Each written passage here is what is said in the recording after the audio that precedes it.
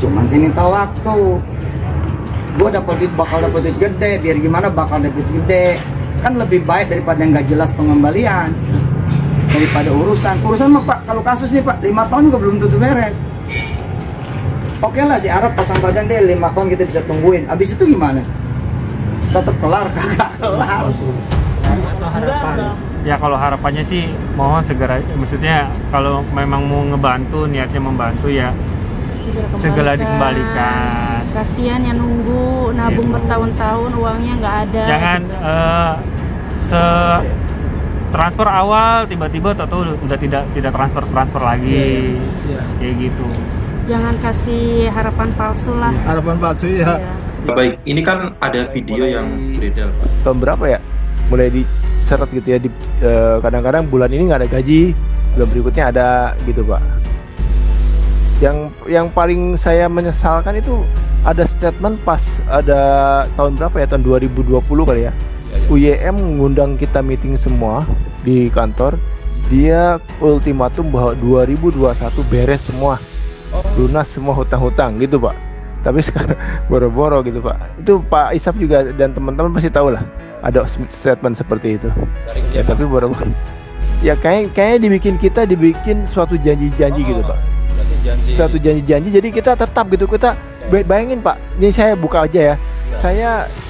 Saya misalnya gaji saya di atas 10, tapi dibayar cuma 1 juta Pak. Gitu kan. Ibaratnya 1 juta 1 bulan ya.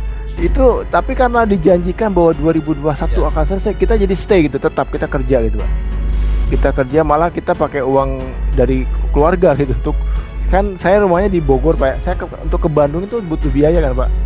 Ya, jadi seperti itu. Jadi ibaratnya kita teman-teman itu pas 2021 ada statement dari Ustadz bahwa 2021 akan beres semua ya. Jadi kita tetap kerja terus itu Pak. Video yang beredar Pak, yang dibagikan oleh teman korban ini Pak, bahwa Yusuf Mansur ini berjanji mengembalikan DP dari para korban karena mengatakan sebentar lagi akan mendapat uang sejumlah nilai uang yang sangat besar gitu Pak dalam video tersebut. Nah, itu pun dari tahun 2019 Pak ya, ini sampai sekarang sudah tahun 2024. Ini narasinya sama seperti saat Yusuf Mansur berjanji kepada mantan karyawan Paytren ya Pak ya, mengenai soal tunggakan gajinya Pak ya. Itu kan Yusuf juga mengatakan akan dapat uang gede gitu, dan nyatanya hasilnya 0% juga sampai sekarang. Ya, betul, hampir mirip. Ya, bukan anu lagi ya. Memang seperti itu, bukan mirip-mirip lagi, Mas. Memang seperti itu. Jadi kepada karyawan Paytren juga jangan melakukan upaya hukum, nanti sebentar lagi akan IPO dan dapat uang banyak, lalu mereka akan mengembalikan itu. Sama juga sebenarnya saya pernah didekati oleh seorang ustadz ya, yang mereka mengaku juga katanya kenal baik dengan Yusuf Mansur. Ketika saya sedang mengajukan gugatan itu. Jadi apa nggak sebaiknya persuasif aja Pak Zaini gitu.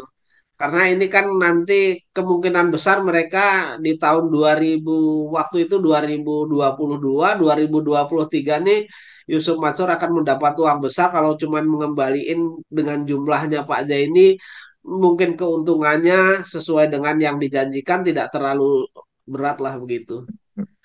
Namun saya sudah tidak percaya lagi kalau saya Mas Haji.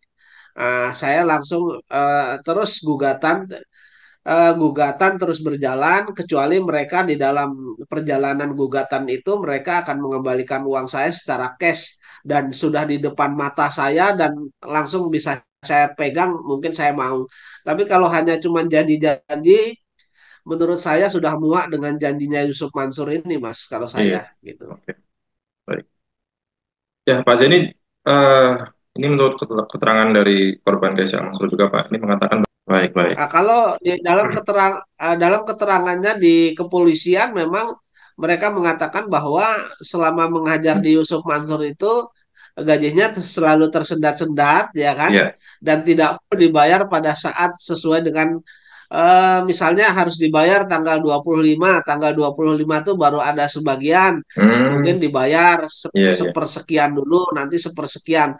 Jadi mereka tidak full, karena mereka tidak full dan mereka punya tanggung jawab terhadap keluarga, terhadap keluarga ya, anak-anak, kemudian orang tuanya, lalu mereka berinisiatif mengundurkan diri dan kembali ke Jawa Tengah mengajar Hmm. di sana, Mas. Kebetulan di Oke. sana mereka dapat tempat mengajar yang lebih bagus begitu, alasan Baik. mereka, Mas. Ya, baik, Pak. Pak. Ya, dan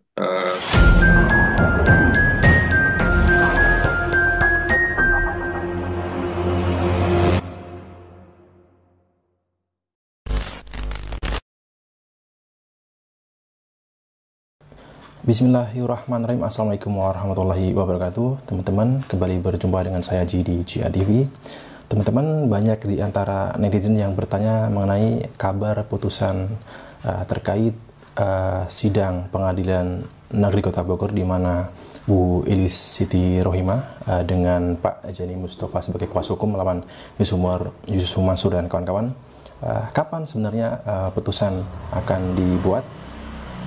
Sejatinya putusan akan diputus pada tanggal 4 September 2024, tetapi kabar terbaru yang saya dapat dari Pak Zaini menyampaikan bahwa putusan pengadilan negeri Kota Bogor mengenai sidang CPN Batubara ini ditunda sampai tanggal 18 September 2024, teman-teman. Tentunya kita patut berdoa dan berharap supaya pengadilan negeri Kota Bogor atau majelis hukum memutus dengan seadil-adilnya begitu. Teman-teman, terkait dengan upaya perdata yang diupayakan oleh Bu Ilis Siti Rohimah dengan Pak Jani Mustafa sebagai kuasa hukum, kita tahu selain CPN Batubara ada lagi kasus mengenai CV Kesha Al Mansur yang saat ini tengah dilaporkan ke Polda Metro Jaya oleh Pak Jani Mustafa sebagai kuasa hukum juga. Dan teman-teman, kita tahu bahwa mereka korban CV Kesha Mansur ini dijanjikan oleh Yusuf Mansur akan dikembalikan uang DP-nya ini sejak tahun 2019, teman-teman ya. Jadi Yusuf Mansur itu mengatakan akan mendapatkan sejumlah uang nilai yang sangat besar begitu ya, dan bisa digunakan untuk kembalikan uang para korban.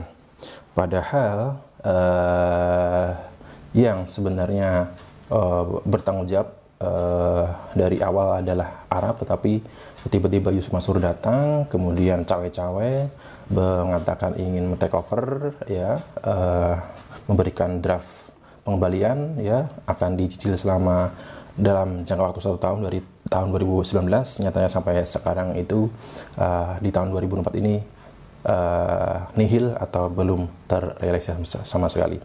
Narasi-narasi mengenai nantinya akan mendapat uang besar, kemudian akan dibayar dengan cara mencicil, ini tentunya sama saja kalau kita ingat mengenai kasus mantan karyawan Python yang sampai saat ini tertunggak gajinya ya, dari gaji pesangon maupun THR ini belum dibayarkan oleh pihak Python ya. Ketika ini perkara mengenai tunggakan gaji ini dilaporkan Pak Jani ke Disnaker, kemudian berlanjut ke PHI, pihak Python yang Yusuf Mansur itu mengatakan akan bertanggung jawab mencicil selama 6 kali cicilan, tetapi nyatanya hanya 1 kali cicilan dan sampai saat ini juga tidak ada kabarnya. Sama juga dengan CV Kesha Al Mansur, mengatakan akan mencicil, nantinya akan dapat jumlah uang yang besar, tetapi setelah beberapa cicilan itu menghilang begitu saja, begitu teman-teman. Baiklah, saya akan putar kembali video wawancara saya dengan para mantan ya, 14 mantan karyawan Python terkait dengan kesaksian mereka bahwa mereka dijanjikan Yusuf Mansur nantinya akan dapat dana yang gede gitu ya, nanti bisa digunakan untuk membayar tunggakan gaji karyawan, tetapi nyatanya tidak terrealisasi hingga saat ini. Dan nanti silakan nanti teman-teman netizen menilai sendiri ya, bagaimana sebenarnya kebiasaan, watak atau tabiat dari Yusuf Mansur. Begitu videonya. Tapi pas mulai tahun berapa ya, mulai diseret gitu ya, kadang-kadang bulan ini nggak ada gaji, bulan berikutnya ada gitu Pak. Yang paling saya menyesalkan itu ada statement pas ada tahun berapa ya, tahun 2020 kali ya. UYM mengundang kita meeting semua di kantor. Dia ultimatum bahwa 2021 beres semua, lunas semua hutang-hutang gitu Pak. Tapi sekarang boro-boro gitu Pak. Itu Pak Isaf juga dan teman-teman pasti tahu lah ada statement seperti itu. Ya, tapi boro-boro. Ya kayaknya dibikin suatu janji-janji gitu Pak. Berarti janji. Suatu janji-janji. Jadi kita tetap gitu, kita bayangin Pak. Ini saya buka aja ya. Saya misalnya gaji saya di atas 10, tapi dibayar cuma 1 juta Pak. Gitu kan, ibaratnya 1 juta 1 bulan ya. Itu tapi karena dijanjikan bahwa 2021 akan selesai, kita jadi stay gitu, tetap kita kerja gitu Pak. Kita kerja, malah kita pakai uang dari keluarga gitu untuk, kan saya rumahnya di Bogor Pak. Saya untuk ke Bandung itu butuh biaya kan Pak. Jadi seperti itu. Jadi ibaratnya kita teman-teman itu pas 2021 ada statement dari Ustadz bahwa 2021 akan beres semua ya. Jadi kita tetap kerja terus gitu Pak. Teman-temannya wawancara saya dengan salah seorang mantan Karim Pattern yang mengatakan bahwa akan diizinkan oleh Mansur ya, akan dibayarkan gajinya, nyatanya juga ya seperti kasus-kasus yang lain gitu ya. Dan mengenai tunggakan gaji karyawan ya khususnya ya, ini ternyata teman-teman, ini hal serupa pernah terjadi ketika Yusuf Mansur ini memegang ya klub Persika Karawang atau mempunyai saham di Persika Karawang, dan Yusuf Mansur di sana sebagai komisaris dan juga sebagai penyandang dana utama. Tetapi hasilnya bukannya menaikkan taraf atau menaikkan nilai ya, mendongkrak posisi Persika Karawang ya ke Liga 1 gitu, tetapi justru kondisinya makin terpuruk dengan pemain dan juga pelatih yang mengundurkan diri karena lagi-lagi soal tunggakan gaji mereka teman-teman. Dan terbaru kemarin saat saya wawancara dengan Pak Jenny, salah seorang korban CV Kesha Mansur bernama Bu Asri, ternyata ibu ini adalah mantan guru dagu yang resign begitu ya. Dan alasan resign disampaikan oleh Pak Jenny dikarenakan sering keterlambatan mengenai gaji ya, tersendat-sendat mengenai gajinya. Ini serupa teman-teman ya.